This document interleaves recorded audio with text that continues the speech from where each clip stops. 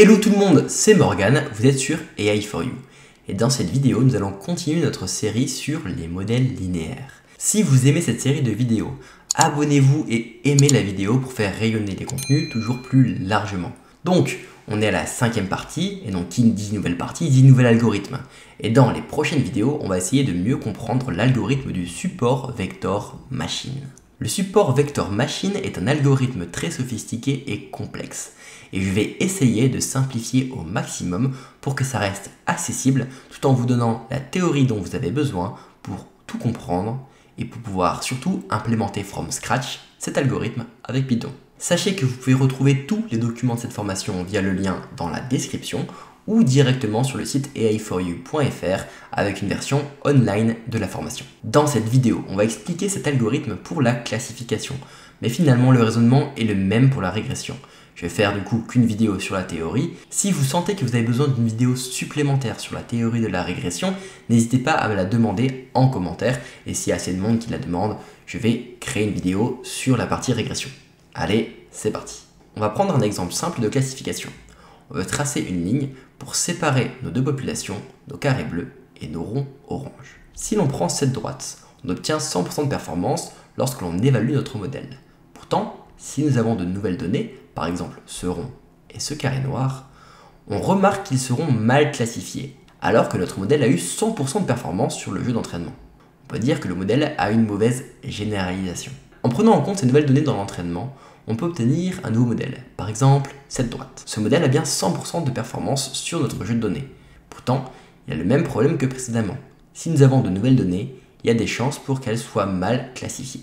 Bref, cet exemple peut être vrai pour la régression logistique, mais pas pour le support vector machine. Cet algorithme va essayer de trouver la meilleure séparation possible pour que le modèle soit le plus généralisable possible. Pour cela, il va commencer à tracer des vecteurs de support pour chacun des observations. Un vecteur passera par l'observation carré bleu le plus proche des ronds jaunes et l'observation orange la plus proche des carrés bleus. Ces deux droites étant bien sûr parallèles. Notre modèle sera une droite passant par le milieu de ces deux vecteurs de support. L'idée est de garder une marge de sécurité pour augmenter la performance sur de nouvelles données. Maintenant, si on a de nouvelles données, on est sûr qu'ils seront bien classifiés. La distance entre notre droite de décision et les vecteurs de support est appelée marge. L'objectif de cet algorithme est de créer un modèle qui maximise cette marge pour être le plus généralisable possible. Je vais vous faire quelques rappels mathématiques pour être sûr que la suite se passe le mieux possible. Donc si vous êtes déjà balèze en mathématiques, vous pouvez passer à la suite directement, mais sinon prenez le temps de regarder ces rappels. Prenons deux vecteurs, un vecteur U et un vecteur V. Traçons la représentation graphique de U, puis de V. La norme d'un vecteur est égale à sa longueur et a pour expression mathématique racine carrée de U1 au carré moins U2 au carré. Cette formule se généralise qu'importe le nombre de dimensions que l'on utilise. Et si l'on projette V sur U, j'aurai cette représentation graphique. P étant la longueur de la projection de V sur U. Maintenant, place aux mathématiques. Le produit scalaire entre U et V peut avoir deux expressions différentes. La première, on le multiplie P, qui est la projection de V sur U, par la norme de U. La deuxième, qui est celle que l'on a vue précédemment lorsque l'on a parlé de la régression linéaire. Maintenant que les rappels sont faits, nous allons continuer sur les supports vecteurs machine. Imaginons cet exemple, et on veut séparer les ronds orange des carrés roses. Pour séparer ces observations, on utilise ce modèle. On trace W qui est le vecteur de poids du modèle, si l'on projette l'observation des carrés roses le plus proche sur notre vecteur de poids. On obtient cette représentation. Vu que l'observation prédit est un carré rose, la projection P et la norme doit être plus grande ou égale à 1. Vu que P est petit, c'est donc que la norme W doit être grande. Si on fait pareil sur les ronds orange, la projection multipliée par la norme de W doit être plus petite que moins 1 pour être classifiée en tant que rond orange. Pareil, si P est petite, ça veut dire que la norme de W doit être grande. Si on trace les vecteurs de support, ce qu'on peut constater, c'est que la marge sera égale à la projection de notre observation la plus proche de notre frontière de décision sur notre vecteur de poids. Ici, comme la projection sur le vecteur de poids est petite, la marge sera petite également. Si on prend un jeu de données à peu près similaire et qu'on veut séparer nos observations avec ce modèle, on trace notre vecteur W, on projette le carré rose le plus proche, cette projection doit suivre la même contrainte que précédemment. Donc P multiplié par la norme de W plus grand que 1. Sauf qu'ici, la projection est beaucoup plus grande. Cela veut dire que la norme de W finalement peut être plus petite, pour continuer à être classifiée en tant que carré jaune. Si on prend les ronds orange, on peut voir exactement la même chose. Si l'on trace le vecteur de support et que l'on mesure la marge, on peut voir que la marge est bien plus grande que précédemment.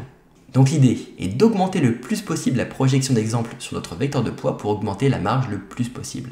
Cela peut passer par une diminution forcée de la norme W. La projection aura l'obligation d'augmenter pour respecter les contraintes liées à P de la norme de W supérieure à 1 ou inférieure à moins 1. Donc nous pouvons ajouter cette contrainte à notre fonction de coût. Le 1 sur 2 et le carré sont ici pour des raisons de simplification mathématique. On verra l'utilité lorsqu'on devra dériver partiellement notre fonction de coût. Parlons maintenant un peu de notre frontière de décision. Imaginons que l'on séparait nos ronds orange, qui sont les exemples négatifs, de nos carrés roses, qui sont mes exemples positifs. Je vais utiliser ce modèle. Je trace le vecteur de poids W. Imaginons que j'ai un nouvel exemple V. On trace sa représentation vectorielle ici. On souhaite prédire si V va appartenir aux exemples positifs ou négatifs. Donc si on projette V sur W, on remarque de quel côté est V, donc V sera négatif. En fait, les projections qui seront toutes de cette côté de la droite seront négatives, et les autres seront positifs. Jusque-là, rien de surprenant. Si on retrouve notre expression de la régression logistique, W0 plus VW. Sauf que vous l'avez peut-être remarqué dans la slide précédente, mais dans le support vector machine, on va prendre une marge supplémentaire pour être sûr de généraliser au mieux. On ne veut pas que nos observations négatives soient seulement inférieures à 0 et nos observations positives soient supérieures à 0, mais on veut que nos observations négatives soient inférieures à moins 1 et que les observations positives soient supérieures à 1. Comme ça, si on entraîne un modèle sur ces contraintes, on force un modèle à être bien plus vigilant, à laisser une bien plus grande espace, une bien plus grande distance entre nos observations positives et nos observations négatives. L'idée est toujours la même maintenant, de trouver les paramètres W qui satisfassent ces deux équations pour chacun de nos exemples. Pour cela maintenant, il faut trouver une façon de calculer notre erreur en prenant en compte ces contraintes. Vous allez voir que ce sera un peu plus complexe que pour la régression logistique. On retrouve donc nos deux équations. Pour chacune des équations, on va intégrer notre variable cible y, qui peut être soit égale à moins 1 si l'exemple est négatif, soit égale à 1 si l'exemple est positif.